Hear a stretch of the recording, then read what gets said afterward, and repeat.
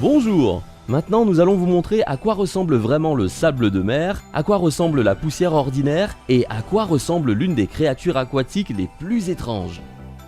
Tout d'abord, nous devons couper une pomme de terre avec un couteau en papier d'aluminium que nous avons fabriqué il y a quelque temps.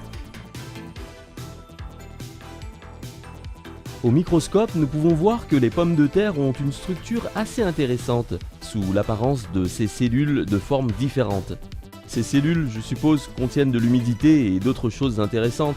Maintenant, on vous montre ça. Prenons de l'iode et mettons-en un peu sur la pomme de terre.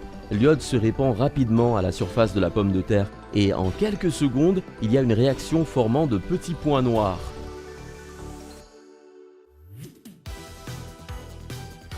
Au microscope, nous pouvons voir que toutes les cellules sont remplies de bulles noires. On dirait du caviar noir.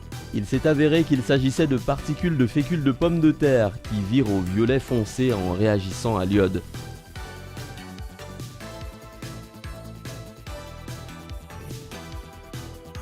Nous avons découvert une photo sur internet avec du soi-disant sable de mer sous un microscope. Il était montré qu'il se compose d'un tas de différentes petites coquilles. Et ça c'est impossible puisqu'on peut voir les grains de sable à l'œil nu. Et personnellement je n'y ai jamais vu de coquilles. Il est temps de vous montrer à quoi cela ressemble vraiment. Ouais. Malheureusement c'était une autre tromperie. Et il n'y a pas de coquillage ici. Mais les amis, le sable n'est vraiment pas aussi simple qu'on le pense. Regardez. Presque chaque grain est en fait quasi transparent, comme s'il s'agissait de petits morceaux de verre. Pas étonnant, étant donné que le verre est fabriqué à partir de sable, si je ne me trompe pas. Qui sait, peut-être qu'une ancienne créature marine est piégée dans l'un de ces grains de sable? Après avoir allumé la lumière ultraviolette, les grains de sable nous ont encore plus surpris. Ils ont commencé à réfracter la lumière et émettre toutes les couleurs de l'arc-en-ciel. Regardez comment c'est beau. Nous étions presque certains que le sable n'était que de petites roches et qu'il n'y aurait rien d'intéressant à ça. Mais là, c'est une telle surprise. Beaucoup de gens ont demandé de jeter un œil au filtre d'une cigarette avant et après qu'elle ait été fumée. Jetons un coup d'œil, ce n'est pas si difficile. Le filtre se compose de centaines de petits bâtons tissés ensemble, pas d'une éponge. Et quand vous coupez ces bâtons, ils ressemblent à des étoiles à 3 branches. C'est probablement fait pour augmenter la surface dans le but d'absorber les substances nocives.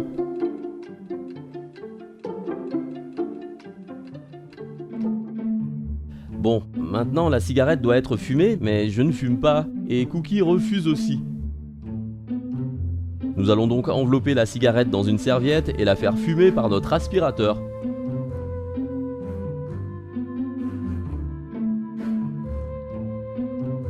On va sortir, comme ça on n'aura pas à aérer la maison après.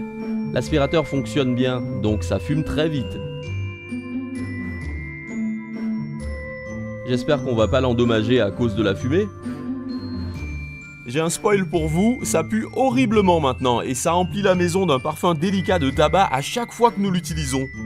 D'accord, sortons nos mégots de cigarettes. Même la serviette est tachée. Dans la vie, au lieu de ça, il y a toujours la bouche et les poumons du fumeur. Alors, coupons un morceau et mettons-le sous le microscope.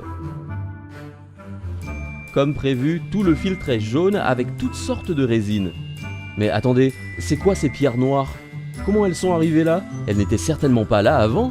Je pense que le filtre n'est pas très utile. Je veux dire, il y avait beaucoup de résine sur la serviette.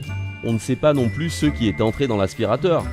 Dans l'ensemble, fumer est vraiment une très mauvaise habitude. Les cigarettes coûtent très cher et la santé est encore plus chère. Vous nous demandez souvent dans les commentaires de regarder des choses que nous avons déjà checkées dans des précédentes vidéos. Vous avez manqué ça parce que vous n'êtes pas abonné à notre chaîne. À la fin de la vidéo, nous vous laisserons les liens vers 4 de nos vidéos de microscope les plus récentes et vous pourrez regarder celles que vous n'avez pas encore vues.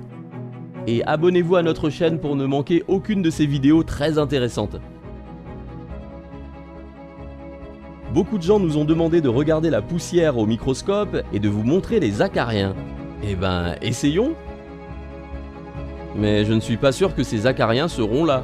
Encore une fois, nous prenons l'aspirateur qui a déjà bien souffert et on met une serviette dessus pour récupérer la poussière de divers objets de la maison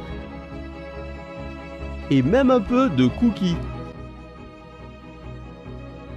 On secoue pour récupérer le tout de la serviette et on regarde. En gros, la poussière est constituée de toutes sortes de fils et de poils qui se détachent du tissu de notre vêtement et de la literie. Mais si vous regardez plus profondément, il y a tout un tas de choses, principalement des particules exfoliantes de peau humaine. En fait, chacun d'entre nous perd environ 10 grammes de particules de peau humaine chaque jour. C'est comme quelques cuillères à soupe de peau. Et nous le faisons partout, en marchant dans la rue, allongé dans un lit et même en rendant visite à nos amis. On y laisse quelques grammes de notre peau. Vous pouvez voir ici un très bon échantillon de l'épiderme humain. Vous vouliez regarder la poussière et en bonus, vous avez vu de la peau au microscope. Et ici, nous voyons une sorte de spore de champignon ou les œufs de quelqu'un. C'est difficile à dire exactement. Mais ce n'est pas tout. En observant la serviette pendant quelques instants, il y avait cette créature vivante. Elle se déplaçait très vite et je n'ai pas eu le temps de l'attraper dans le cadre du microscope. Ça a presque immédiatement disparu de la vue. Et je ne pouvais plus le retrouver.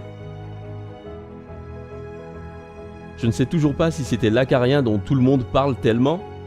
Vous pensez que ça peut être quoi cette créature? Vous m'avez demandé de montrer une écaille de poisson au microscope. Alors nous avons acheté ce poisson très intéressant. Regardez comment c'est mignon. Salut! Ça a l'air assez bizarre. C'est ce qu'on appelle un flet. Et il se cache sous le sable au fond de l'océan.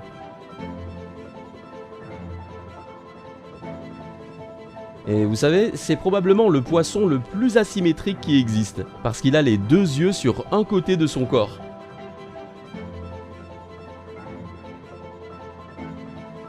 C'est probablement parce qu'il nage avec ce côté vers le haut, et l'autre côté de son corps est complètement blanc et il n'y a pas du tout d'œil. Il y a juste ça, le germe d'un troisième œil ou quelque chose du même genre. C'est peut-être parce qu'il se frotte contre le sable en nageant, alors du coup toute sa coloration a déteint et l'œil dans le processus d'évolution est passé de l'autre côté. Il s'avère que ce poisson n'a pas du tout d'écailles, mais il a ce genre de peau bulleuse. C'est très similaire à la peau d'une grenouille, et la coloration grise vient de ces petits points sur sa surface, afin que le poisson puisse se cacher sous le sable, se rendant ainsi invisible pour ses victimes. C'est une créature très intéressante. Et c'est dommage qu'elle n'ait pas d'écailles. Mais ce n'est pas grave, on vous montrera ça la prochaine fois.